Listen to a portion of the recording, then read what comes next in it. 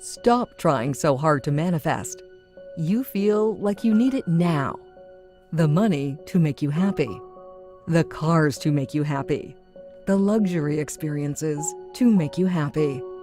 When you think about all those things and feel happy, you would experience all those things. We want to have a better life.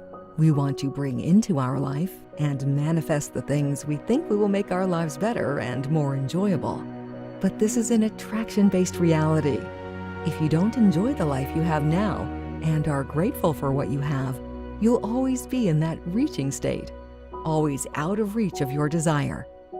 This will make you feel like something is wrong or something is missing. It's always just out of reach.